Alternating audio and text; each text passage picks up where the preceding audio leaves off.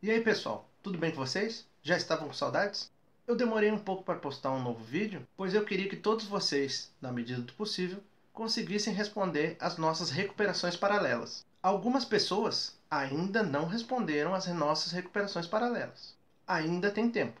Além disso, como eu disse no último vídeo, a gente já tinha cumprido todos os conteúdos do primeiro trimestre. Eu não queria adiantar muito o conteúdo. Sei que vocês têm muitas atividades que precisam ser feitas para todas as disciplinas que vocês cumprem na escola.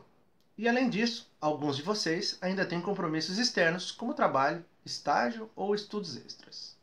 Não se esqueçam, continuamos com a nossa metodologia de postar um texto, um vídeo e um podcast por semana e a cada 2 semanas realizar uma atividade de avaliação, sempre no sistema. Essa é a nossa 5ª aula e o título da aula de hoje é o papel do sociólogo e a sociologia. Para que esse vídeo não fique muito longo, eu vou fazer um resumo básico sobre o tema, e esse conteúdo vai ser complementado pelo texto que já está disponível online, bem como pelo Sociologia, que é o podcast de sociologia. Para entender o papel do sociólogo e da sociologia, é necessário lembrar da importância de Auguste Comte e Émile Durkheim.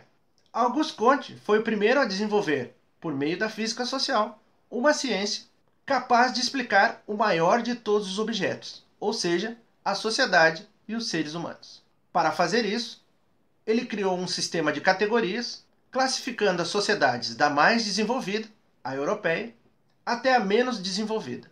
Ao analisar todas as sociedades existentes, ele se deu conta que as menos desenvolvidas são aquelas que possuem forte conteúdo religioso.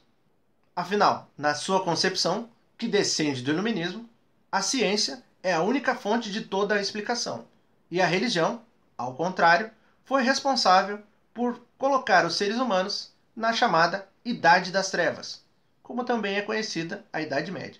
Durante a Idade Média, pouco foi o desenvolvimento científico e quase a totalidade do conhecimento era dominado pela Igreja. Portanto, era necessário superar o padrão religioso e colocar a ciência como fonte principal das explicações. Ao analisar as sociedades, Comte percebeu que a maior parte delas possui um conteúdo religioso. Dessa forma, ele percebeu que jamais a física social, a ciência que ele criou para tentar explicar a sociedade, poderia se fazer entender sem que ela falasse a linguagem da religião.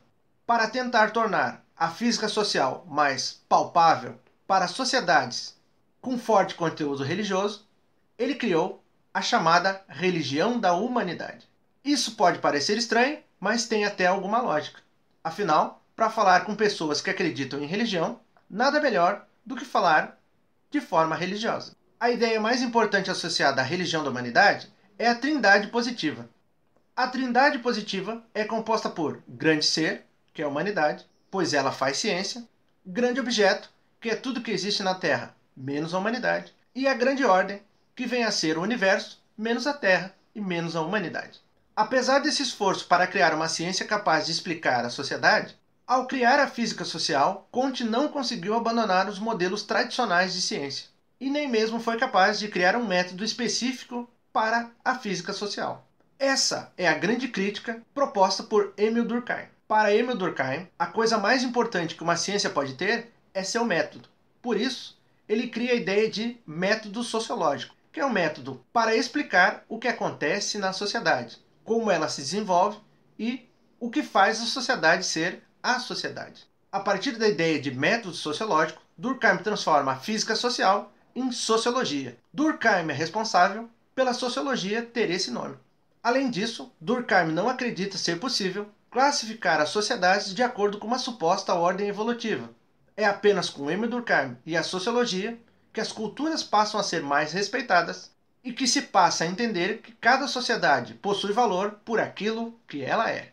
Afinal, esses critérios evolutivos permitiram que muitas sociedades fossem escravizadas, e com isso perdeu-se a oportunidade de reconhecer que todos os seres humanos são iguais, e que por isso merecem ser respeitados. Todas as sociedades e todos os povos são importantes para o desenvolvimento do mundo. Além disso, essa classificação por critérios evolutivos cria um preconceito estrutural que acaba levando, no caso do Brasil, à existência de um racismo estrutural. Não se esqueçam de que além dessa videoaula, temos também o texto que já foi postado no sistema e conceitos adicionais que serão apresentados no Sociologia, que é o nosso podcast de Sociologia. E essa foi a nossa aula de hoje, pessoal. Até a próxima. E se possível, fique em casa. Até mais, pessoal.